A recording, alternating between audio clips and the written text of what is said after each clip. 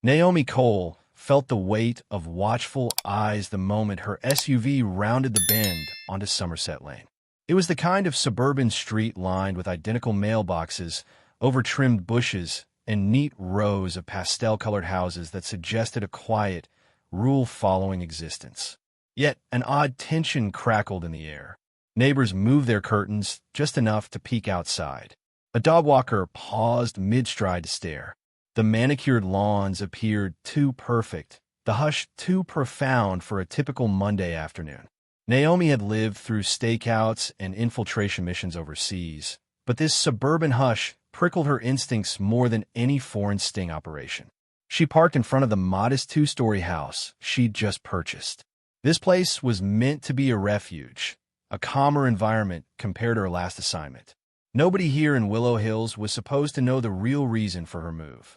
She planned on quietly settling in before announcing she was the FBI's newly appointed special agent in charge for the region, a position that effectively made her the top bureau official in town. But from the moment she stopped the engine, it was clear her anonymity might be tested sooner than expected. Before Naomi could even pop open the trunk, 3 men in matching navy polo shirts with embroidered badges came marching up the sidewalk. They moved in an aggressively choreographed way, like they'd rehearsed their approach. Their expressions were not friendly. 2 of them were short, compact men with steely glares. The third was tall and barrel-chested, carrying himself with the puffed-up confidence of someone used to bossing people around. Across each polo shirt, in wide white letters, was the acronym HOA, and beneath it, the word enforcement. She noticed the smallest man's shirt was 1 size too big, the material almost swallowing his wiry frame. He kept tugging it down like it might command more authority if it fit better. Naomi tilted her head, suppressing the immediate wave of disbelief. HOA enforcement? Her research on Willow Hills had revealed a somewhat strict homeowners association with rules about hedges, paint colors, and where you could place your trash bin. Typical suburban regulation, annoying but hardly threatening. Yet these men wore uniform-like attire complete with shiny fake badges. One of them even had handcuffs dangling from his belt. They strutted with a swagger reminiscent of actual police officers. Naomi took a slow breath. After a decade in federal law enforcement, she knew a theater of power when she saw one. "Excuse me," said the tall man, stepping in front of her driver's side door before she could close it. His name badge read Knox, large block letters sewn in place. "You just moved in, correct?" Naomi stepped out carefully, glancing around for potential neighbors. She saw an elderly woman watering her rose bushes across the street, not even pretending to mind her own business. "Yes, that's right. I closed on the property last week." Knox nodded slowly, crossing his arms. "We're with the Willow Hills HOA Enforcement Division." He paused dramatically, glancing down at Naomi's license plates. She'd driven in from Quantico, still sporting temporary tags. "We have some concerns about compliance." One of the smaller men chimed in. "We spotted your vehicle heading past the posted sign that says all delivery and moving trucks must check in with HOA security. Didn't see you stop at the kiosk." He pointed down the road, where Naomi vaguely recalled a small structure that looked more like a tool shed than any official checkpoint. "I'm not operating a moving truck," Naomi said, watching them calmly. "It's an SUV, and there's no signage requiring personal vehicles to stop." Knox let out a slow breath. "Are you sure you're reading our guidelines correctly? Because we've got authority to enforce compliance. Seems to me you might be deliberately ignoring some of our regulations." There was a threat in his voice, a subtle challenge. Naomi recognized that brand of intimidation, people who overextend their petty power. Her new role meant this wouldn't be the last time she'd encounter strong-arm tactics, but she was unaccustomed to seeing it from an HOA. "Especially fake cops who think they're real ones," Naomi mused. Trying to keep the peace, she answered politely, "I haven't moved all my furniture yet, so maybe I missed a sign. I'll be more careful next time." The third man, whose name tag read Bradley, gave a tight-lipped smile. "We're going to need your info. Proof of residency, a copy of your lease if you're renting, and photo ID." His tone was that of a police officer demanding license and registration. Naomi remained stone-faced, remembering a valuable lesson from her training: never overreact. "Gentlemen," she said, "I appreciate your diligence, but I'm not required to give you ID on my own property. If I'm mistaken, kindly point me to the actual county ordinance or show me an official request from city law enforcement. Last I checked, an HOA's jurisdiction doesn't trump local police or the Constitution." Bradley's face turned a blotchy red. Knox took a deliberate step closer, towering over Naomi by a good 6 inches. "We'll see about that," he snapped. "Our board takes community standards seriously. You don't look like you're from around here. Let's make sure we get everything in order before this becomes something bigger." Naomi studied their faces. No hint of humor, no sign this was a mere friendly welcome wagon. She recognized the distrust in their eyes, possibly a whole lot of prejudice. She had encountered that undercurrent in her line of work before, but she also knew she wasn't required to broadcast her newly minted title. This was not the time to produce her FBI credentials. Not yet, anyway. Knox whipped out a smartphone and snapped a photo of Naomi, then another of her license plate. "We'll file our report," he said, voice laced with triumph. "And if you fail to respond to the official notice, we'll take further action. We can levy fines or worse." A silence fell that seemed to amplify the chirping cicadas and the hum of a distant lawnmower. Naomi forced a smile. "By all means, do what you feel you need to do." But as the men turned to leave, still bristling with arrogance, Naomi felt that old surge of adrenaline. These clowns are used to scaring folks. They have no idea who they're dealing with. Yet she didn't relish the idea of confrontation. She had come to Willow Hills for a reason, something bigger than feuding with HOA bullies. Nonetheless, a part of her brace for the conflict she sensed brewing. If these self-appointed cops try to escalate things, she wouldn't stand aside. After all, Naomi Cole was no ordinary new resident. She was the top-ranking FBI official in this town, and if push came to shove, she'd see exactly how far these fake cops wanted to take it before bringing the hammer down.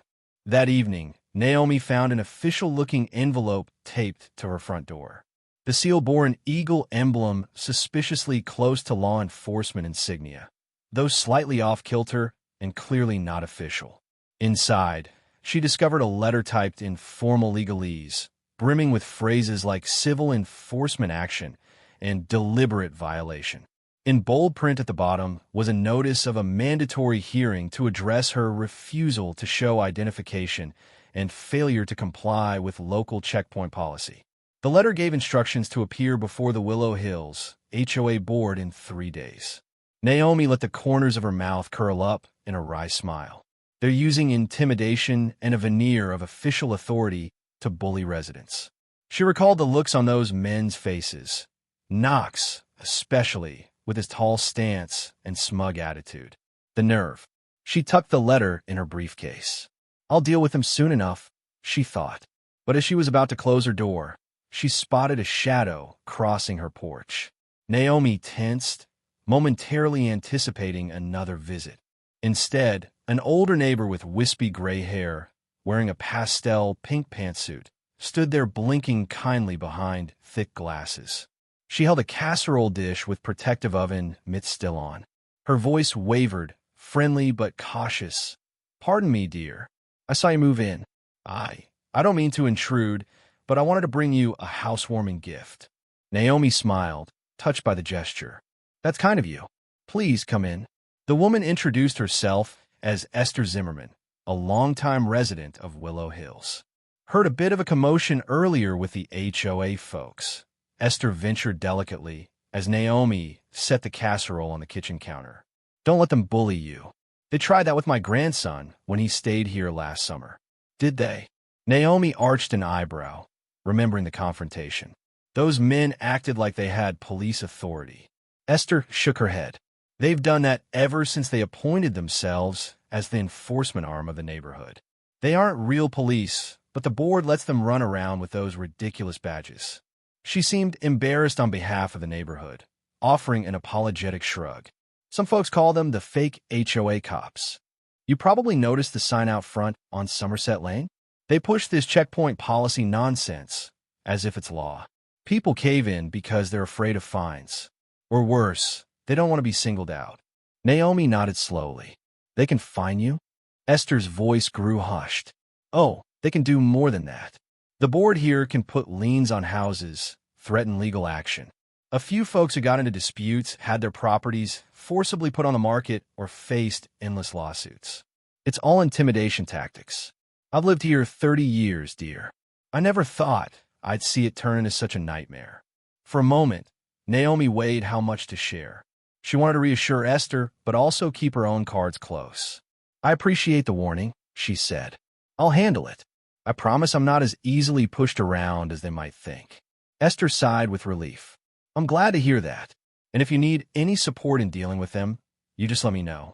She paused, her eyes flicking to the envelope on the table. If you got a letter from them, be sure you attend that hearing. They'll escalate if you skip it. Naomi walked Esther to the door, feeling a surge of warmth toward the older woman who'd taken a risk to be kind. Thanks again for the casserole. You're a lifesaver. As Esther headed back to her house, Naomi considered her next steps. She'd planned to keep her status under wraps for a bit longer, focusing on local bureau operations discreetly. But these so-called HOA enforcers were an immediate nuisance. On some level, she found it almost comical. Grown men pretending to be police, brandishing cheap badges. Yet their intimidation was no joke. It could cause real harm. The next morning, Naomi put on a pair of jeans and a comfortable t-shirt before stepping on her porch to pick up the day's newspaper. She paused at the sound of an engine revving nearby. A black SUV with tinted windows idled across the street, the silhouette of a figure in the driver's seat. As soon as she turned to look, the vehicle drove off slowly. She recognized the license plate from the day before, Bradley, one of the smaller men in the HOA group. So now, they're tailing me? It seemed these faux officials were invested in making her life difficult. Did they suspect something about her identity? Possibly. Or perhaps she was just the newest target in their petty intimidation campaign. Naomi had no intention of living under surveillance in her own driveway. She made a mental note. If this continued, she'd get local law enforcement involved. But first, she intended to see how the HOA board operated. There might be something bigger behind their tactics. That day, Naomi headed to the local FBI field office to meet her soon-to-be staff. The main building was a nondescript government facility, a short drive from Willow Hills. She parked in a reserved spot and entered through the secured doors. Her transition from Washington to this mid-sized city office was still under wraps. Only a handful of agents knew the new director was on the ground. She planned to introduce herself officially in a staff meeting next week. A young agent in the lobby recognized her from the Bureau's internal bulletins. "Director Cole," she said, "welcome. We weren't expecting you until next Monday." Naomi gave a cordial smile. "I'm arriving quietly, just getting the lay of the land." She kept her voice calm, but there was an undercurrent of urgency in her mind. This new assignment was meant to be a step up for her career, but it was also an opportunity to investigate potential corruption in local government. She had intel that certain city officials might be in bed with unscrupulous entities. She'd suspected the typical shady dealings, racketeering, illegal property seizures, maybe even a deeper network. Now, seeing how brazen these HOA cops were, Naomi wondered if there was a link. HOAs don't just morph into paramilitary squads overnight. She spent the day reviewing files and meeting briefly with a few trusted staff members.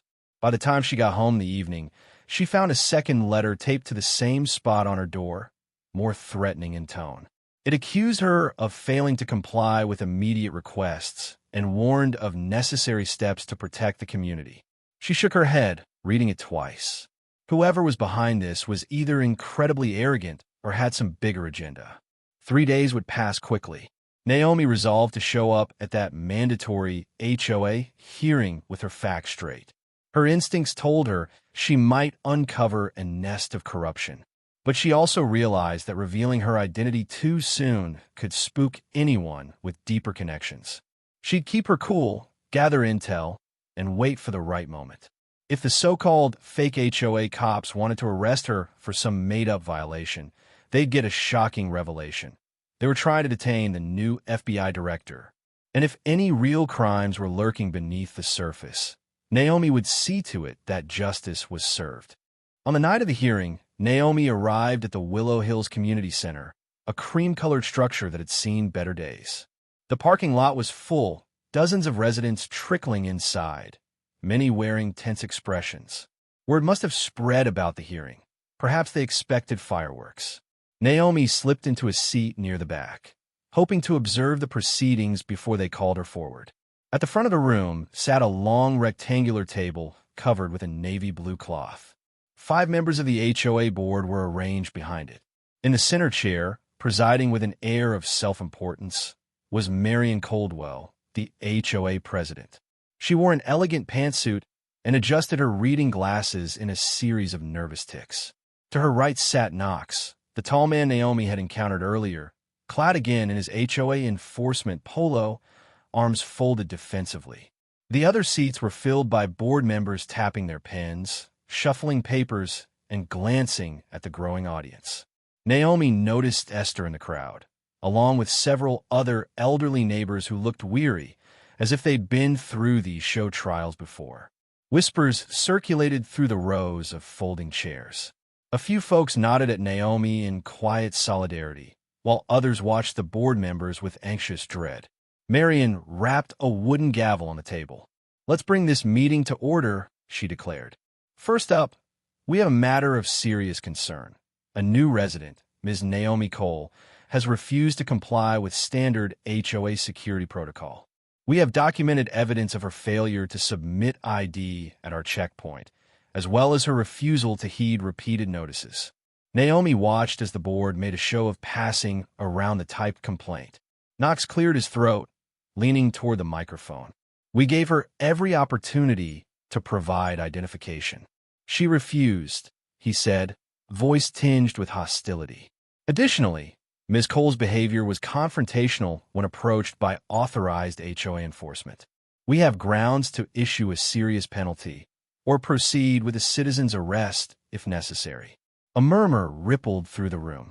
Naomi couldn't help but raise an eyebrow. Citizen's arrest? For ignoring an imaginary checkpoint? She stood, stepping toward the front. "I'm Naomi Cole," she said, making her voice steady but polite. "I'd like to respond to these allegations." Marion motioned to an empty podium.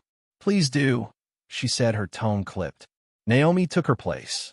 She briefly scanned the crowd, then locked eyes with Knox. Calmly, she began. "First, I want to clarify something. The checkpoint in question has no legal basis. I thoroughly reviewed both the Willow Hills HOA agreement and the county ordinances. There is no rule that requires non-commercial vehicles to stop, so I wasn't refusing anything legitimate." Knox bristled, leaning forward as if to interrupt. Marion silenced him with a raised hand. Naomi continued. "Second, I never received a formal, city-approved request for ID. I was approached by men wearing shirts with an HOA badge. No real authority. I have every right to decline giving personal information to private individuals, especially on my own property. This hearing itself is questionable. If there's no valid bylaw, you can't force me to attend or threaten me." Marion pursed her lips. "You're new here, Ms. Cole," she said, with a practiced condescension. "In Willow Hills, we value safety. Our checkpoint policy has been in place for years to ensure that no unknown persons engage in malicious activity." Naomi arched an eyebrow. "Yes, I'm new, but that doesn't mean you can invent legal authority. If you're concerned about malicious activity, you call the local police. You don't brandish a fake badge and pretend to be law enforcement." Several neighbors clapped softly. A wave of tension spread across the board members. Knox reddened, interjecting, "We're recognized by the board to enforce rules. We've done more to keep this neighborhood safe than the actual police."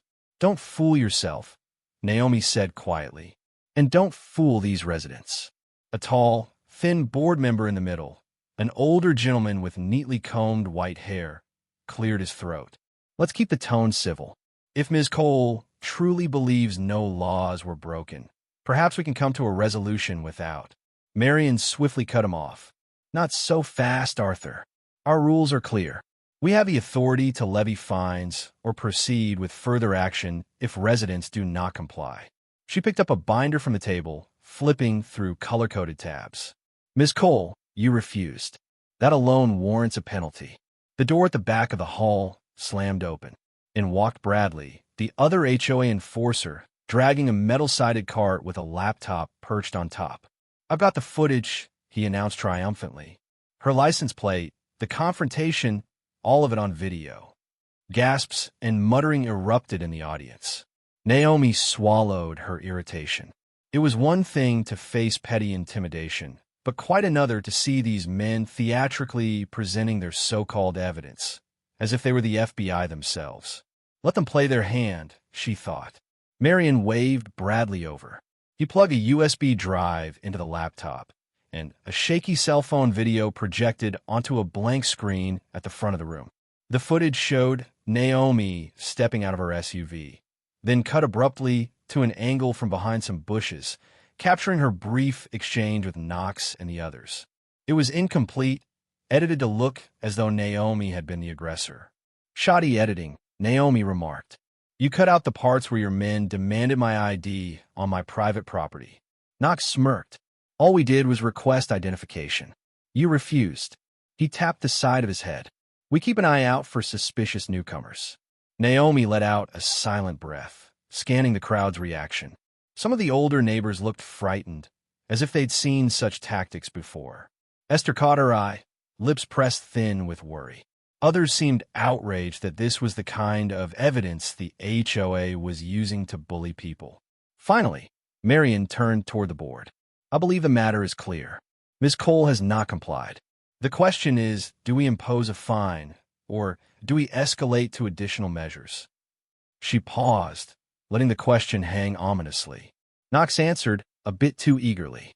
"We have grounds for an arrest. We can hold her until local police arrive." Naomi's pulse quickened, not out of fear, but out of mounting anger. She held her voice steady. "You have no legal right to arrest anyone. Not for ignoring your fantasy checkpoint or for daring to stand up to you." Her gaze swept over the entire table. "But if you want to test that, go right ahead." For a moment, the room fell silent. The board members glanced at one another. It was evident they hadn't expected such direct defiance. Then Marion, clearly rattled, barked, "Knox, if Ms. Cole refuses to admit wrongdoing, we'll file an official complaint with the county. We're prepared to do a citizen's arrest if necessary. Show her out of here until she's ready to cooperate." Knox stood, fists clenched. Two other enforcers flanked him. They approached Naomi as though they were a SWAT team closing in on a suspect. Naomi's mind flashed through her training. Maintain calm, de-escalate, identify your advantage. She eyed the three men. If push came to shove, she could disarm them in seconds, but that was the nuclear option. She still wanted more intel. And, crucially, she hadn't yet revealed her real badge. Bide your time, or show them who you are? The question pounded in her head. Knox grabbed her elbow. Naomi jerked her arm free. "Don't touch me," she warned, voice low. But the men advanced again, ignoring her. From the corner of her eye, Naomi saw Esther rise from her seat, a terrified expression on her face. A buzz of voices sprang up all around the room, people alarmed at how far this was going. The tension was at a breaking point. Naomi could either let herself be dragged out or make a stand right now. This might be the moment, she thought, sliding her hand into her blazer pocket, where her FBI credentials waited like a loaded gun. Knox clamped his hand on Naomi's shoulder, and she realized time for subtlety was over. She pivoted, twisting out of his grip in a swift motion that made him stagger. The other two enforcers lunged forward, but before they could lay a hand on her, Naomi pulled out her leather badge holder. She flipped it open, holding it high enough for everyone to see the distinct golden eagle and shield emblem of the Federal Bureau of Investigation. "Stop," she commanded, her voice loud and clear. "Naomi Cole, FBI. If you so much as touch me again, I'll have you on charges of assaulting a federal agent." The entire room seemed to freeze in time. A collective gasp echoed. Knox's face contorted from anger to shock, while Bradley fumbled with the laptop in the back, nearly knocking it off the cart. Marion's eyes bulged behind her glasses, the color drained from her cheeks. The board members exchanged frantic looks, realizing they might have stepped into a legal minefield. Esther, standing in the crowd, let out an audible sigh of relief, as if she'd been holding her breath for minutes. Several neighbors murmured excitedly, a flurry of voices. FBI? She's an agent. Did you hear that? She's the new director. We've never had a black female FBI director in the city. This is huge. Knox stumbled back, sputtering. Why you? This can't be real. Why would the FBI move into Willow Hills? Naomi squared her shoulders. I'm a new special agent in charge of the local field office. I just transferred here, and I will not tolerate harassment, intimidation, or false arrests by any means, especially not by a group of self-appointed fake cops. She walked to the podium once more, facing Marion and the stun board. Your attempted citizen's arrest is unlawful. This hearing, if you can call it that, is nothing more than an intimidation tactic. If you have a legitimate complaint, I suggest you contact real law enforcement. Marion pressed a hand to her chest, gulping for air. We didn't know, Ms. Cole. Of course, we wouldn't have. Naomi raised a hand to silence her. I don't care what you would or wouldn't have done. The fact is, you're misrepresenting your authority. These men, your so-called enforcement team, literally try to manhandle me. That's assault. Knox, try to regain some composure, interjected. We're just doing our job. People want security. The neighborhood has a right to keep out threats. You're not above the rules. Neighborhood safety is one thing, Naomi said, voice cutting through his protest, but you've gone well beyond what any homeowners association is legally permitted to do. You can't declare yourselves the law. That's vigilantism, pure and simple. She took a step closer to the board's table, sweeping her gaze across each member. Let me be perfectly clear. If I discover any pattern of harassment, discrimination, or illegal enforcement under the guise of your HOA policies, I will open a federal investigation. And trust me, I'm not someone who backs down. Marion hastily grabbed the gavel, knocking it on the table. All right, meeting adjourned, she said, her voice trembling. We can address any further issues privately. She cast a pleading glance at Naomi, as if hoping this public debacle might end quietly. But it was too late to bury the spectacle.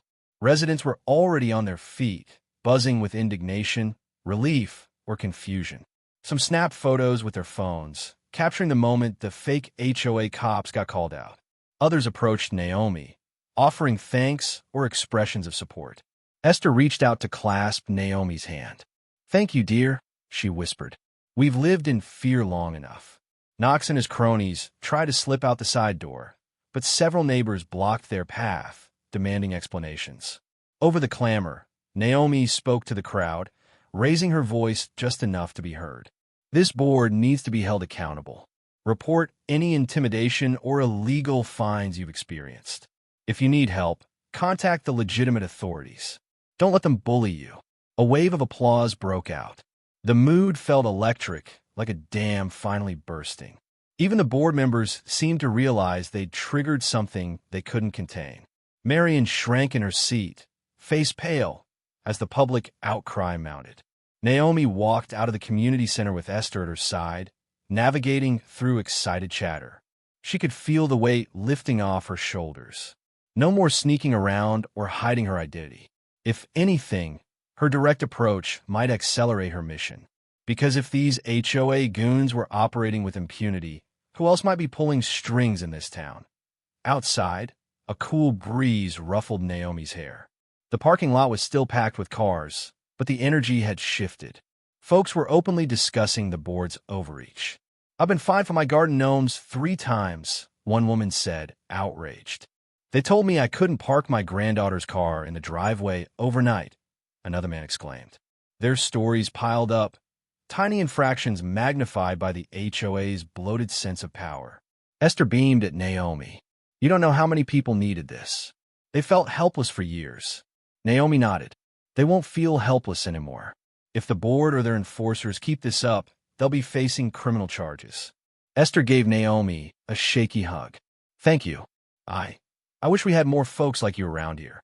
Early the next morning, Naomi filed a preliminary report with the local police describing the attempted assault by Knox and his men.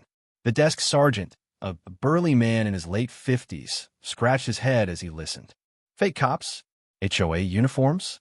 I've heard rumors they've been harassing residents, but it's the first formal complaint. We'll open a case.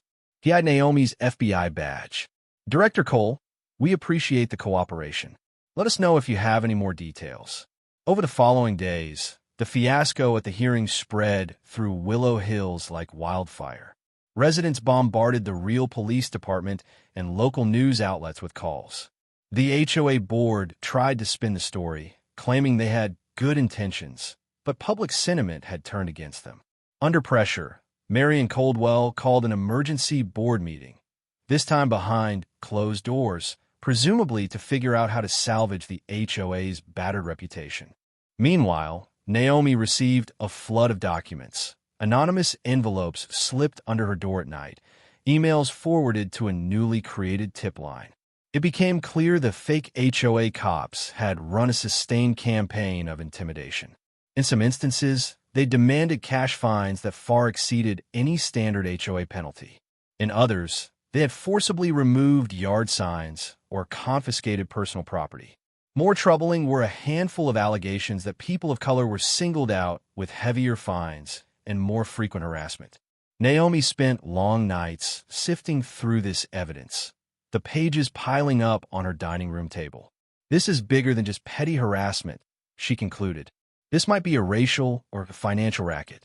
In reading the transcripts of several older residents' testimonies, Naomi found a distressing pattern. People who threatened to protest or refused to pay fines faced sudden foreclosure threats, courtesy of certain attorneys with suspicious ties to the HOA. Some lost their homes. Others were forced to pay thousands in legal fees, never fully understanding their rights.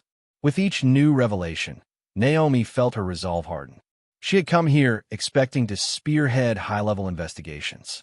Instead, she'd uncovered a local scandal that had been allowed to fester in plain sight. But that's how corruption works. Sometimes it's right under your nose, wearing a friendly suburban smile. A week after the blow-up at the community center, Naomi stood on her front lawn, phone to her ear, speaking with a federal prosecutor friend. I'm assembling a case, she explained. There's a pattern of fraud, misuse of funds, discriminatory practices, possibly mail fraud with how they're sending these phony legal notices. I need your help to coordinate the best route, civil or criminal. As she discussed the details, Bradley's black SUV cruised slowly down the street. Their eyes met through the windshield. He looked nervous, not defiant as before. Naomi simply lifted her chin. They've lost the upper hand. By the end of that conversation, Naomi had a plan. The local authorities would take the lead in immediate arrests if the HOA enforcers tried any more strong-arm tactics, while the feds would open a formal investigation into broader violations. She also had local reporters on speed dial, ready to blow the lid off the entire operation if the HOA dared to retaliate further. Later that afternoon, Naomi found Esther perched on her porch swing, carrying a plastic container of fresh cookies. The older woman's face lit up when Naomi greeted her. I made these as a thank you, Esther said gently. I've heard from neighbors that the board is in a panic. Some are talking about resigning. She paused, then gave Naomi a meaningful glance. They're learning real fast they messed with the wrong person. Naomi accepted a cookie, smiling at the sweet gesture. Thank you, Esther. Honestly, it's my job to protect people from bullies, no matter where they operate. Esther placed a hand over Naomi's. Well, that job means the world to folks like me, and everyone else who's been too scared to speak up. They sat there a moment, sipping iced tea and watching as a few neighbors walked by with friendly waves. The shift in atmosphere was palpable, oppressive silence replaced by a blossoming sense of community. Naomi knew the fight wasn't over. The final details of the investigation might take weeks, maybe months. But the seeds of accountability had been planted. Sure enough, within days, official notices went out. Marion Coldwell announced her resignation as HOA president. Knox and his phony enforcement division were disbanded, threatened with multiple lawsuits and pending criminal charges. Several traumatized residents considered a class action lawsuit to recover the thousands of dollars extorted by the HOA. The local press ran headlines that read, in part, "Fake HOA Cops Exposed by New FBI Director." Naomi, for her part, quietly guided the investigation from behind the scenes. She made certain that no unscrupulous backroom deals would bury the truth. And in the middle of it all, she finally had time to unpack her boxes, settle into her new home, and begin the official duties of her role as FBI director for the region. She was exactly where she was needed, bringing justice to a place that had grown complacent under the false guise of authority. Every so often, Naomi would spot a neighbor glancing her way, curiosity and gratitude mixed in their expression. Some asked her if she'd push for broader HOA reforms across the county. Others thanked her for simply standing up for what was right. In her heart, Naomi understood that her presence here symbolized more than a new career step. It was a reminder that no matter how elaborate a facade of power may be it an HOA with imitation badges or an entire criminal enterprise, truth and legitimate authority will eventually prevail. And sometimes, all it takes is one person unafraid to say, enough. In the end, the real law wore a genuine badge, not a flimsy embroidery patch on a polo shirt. The fake cops had tried to arrest the wrong woman, unaware she was the new FBI director in town. But now they knew, and so did everyone else. A quiet hush fell over Willow Hills, but this time it was a calm hush, a sign that justice had finally settled in, and the neighborhood could begin to heal. The end.